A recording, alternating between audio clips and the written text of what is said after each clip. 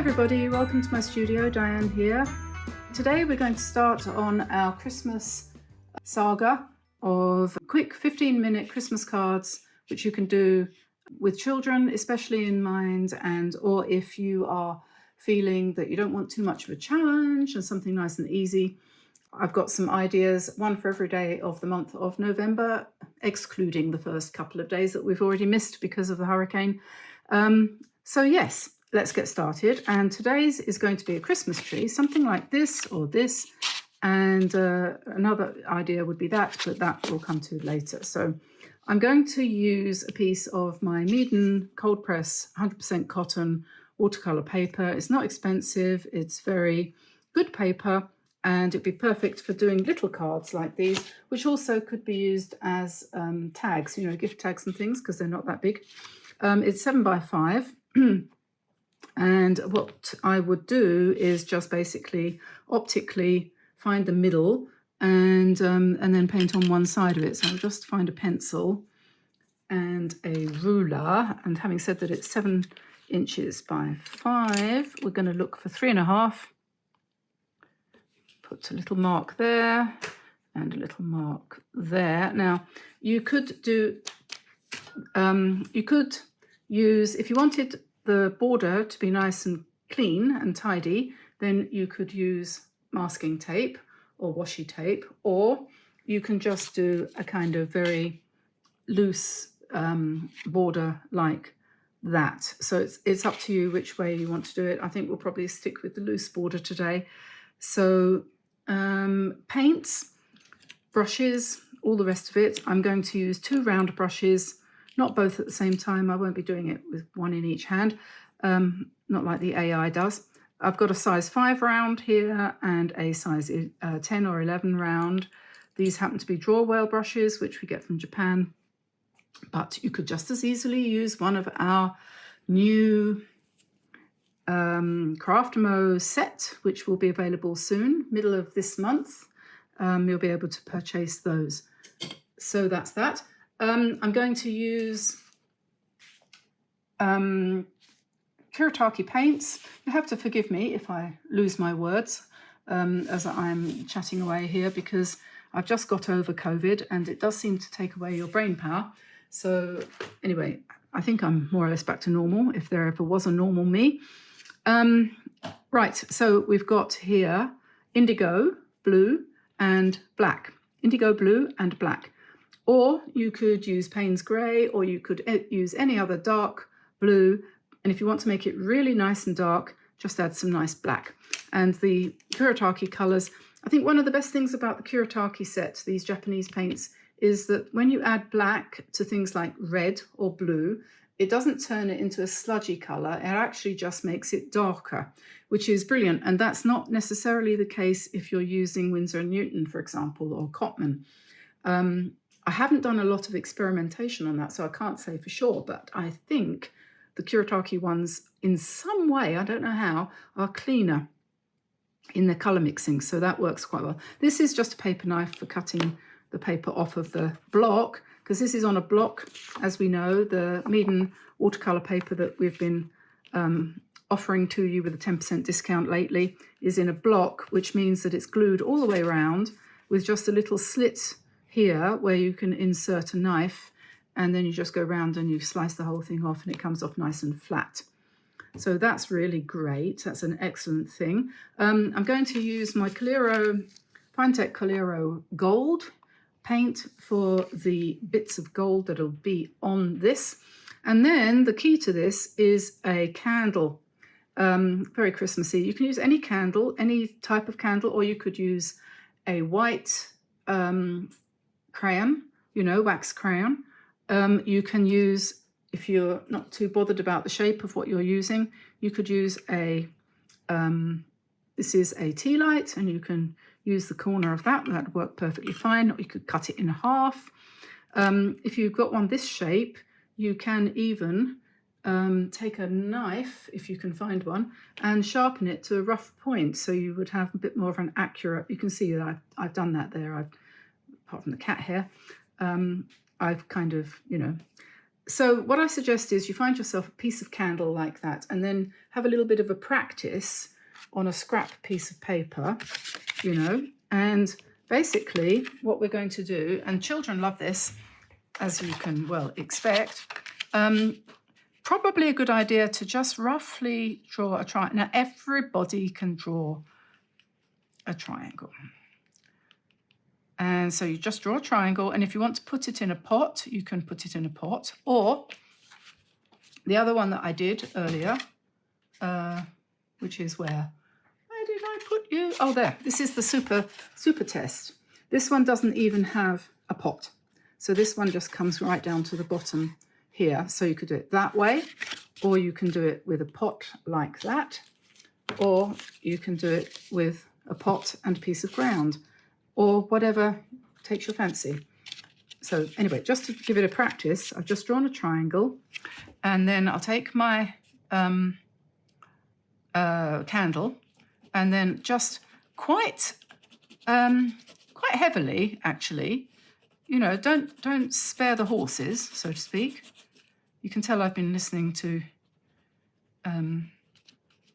Pride and Prejudice, because I'm going to come out with all sorts of old-fashioned things in English, so you have to bear with me. So you do that and just go over your triangle, and then when you paint it, you'll see this magical thing happen, which, as I say, a lot of the time children really like this. So you go over it like that, and you get this kind of resist effect. Okay, so your tree appears from nowhere, and it has this wonderful effect behind it of a night sky. It's fantastic, isn't it? So you can do that. Okay, so we'll do that properly now. And oh, I'm still feeling the after effects of this awful hurricane that we had. And so if I'm jittery and, you know, kind of you'll know why. By the time some people watch this, of course, it will be next year and it will all be a long gone past thing. But it's only a couple of days since we had literally the biggest storm ever in Brittany here, where I live at the moment. They've never had higher winds than we had. We had winds of over, 130 miles an hour. It was well over 200 kilometers an hour. It's unbelievable. Anyway, so here we have our piece of paper, and I'm going to basically sort of eyeball the, you know, and then, you know, I had COVID last week too, and the week before. Honestly, talk about it never rains, but it snows, or something. Is that what we say? Okay, the pot is going to go there. The stem or trunk of the tree is going to go there. And then the triangle for the tree, leaving space for the star, is going to go here. And you don't want to sort of be too, what's the word? To have too great an expectation for what's going to happen, because think of it as being like, this is what children would do, okay? So do it like a kid. Have fun. So we take our candle and we're going to do a nice scribbly tree like that. And you can't see it. You don't know what you've done. And so what? There we go. We won't, well, we could. No, we won't. We won't do that because I'm going to paint this silver and gold, okay? So there we are. And we can also use white on it as well, if you want. So let's have our black and our blue. This is the first thing I've painted for 3 weeks. So if it doesn't work out, don't be surprised. Okay, so we're going to put in a nice dark background. And we're going to make the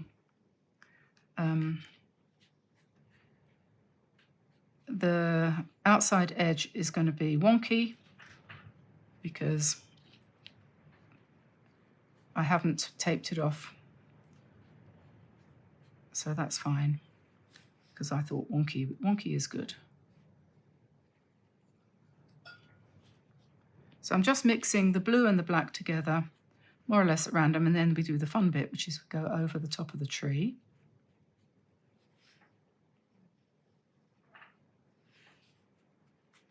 And over here, we're not going to leave the pot unpainted. We just go over the whole thing.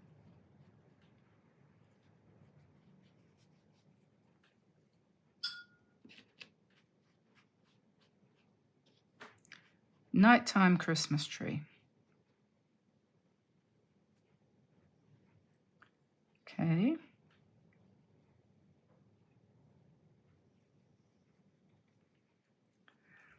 And then what we have to do now is we have to let it dry or dry it with the hair dryer. So I'll be back in a tick. Okay, so that's dry, and you could leave it like that, or you can come back in with some white gouache or some P.H. Martin's bleed-proof white paint, or some Winsor & Newton white gouache, or whatever you happen to have to hand. And you can pick up a little bit of that, and you can sort of, sharpen up your tree a little bit, just adding a few more bits of white where you think you might like it. You know, just however you feel, to just make it maybe a little bit more white in some places. But I think it's probably, probably just as good to just literally leave it with the candle wax. I think it's probably better, but anyway.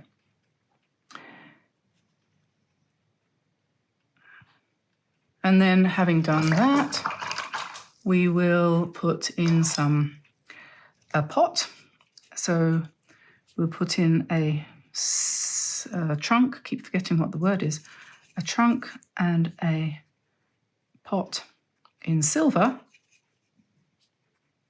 like that. And then we could, I used gold before, but I think I'm going to use silver this time. So I'm just going to pick up some wet silver like that and do some stars. Like that. And we'll put a little bit of silver on the tree as well, perhaps. And just kind of play around with it until it, matches your expectations. You could put a star on the top, or you can just make it tree-shaped, like that. And you could, if you wanted to, use pen, for example, a silver pen like this, and you can write here, you could write Merry Christmas at the bottom, in whatever way you like to do it. So you could put baubles on there as well. You could do circles, do a few more dots for the snow and the stars and things like that. But there you are. And we'll just dry that and take it off and see what we have. So there we are. It's nice and dry now, and that's one little Merry Christmas tree. Perfect to do with the kids, easy to do for you. This one I've used gold as an accent. This was my practice one first of all, but this one is just silver and white, and I think that's actually quite nice too. So yeah, there we go. Quick idea for Christmas. Let's get started on our Christmas cards. I shall say bye-bye for now, everybody, and I'll see you again soon. Bye, everyone. Bye-bye.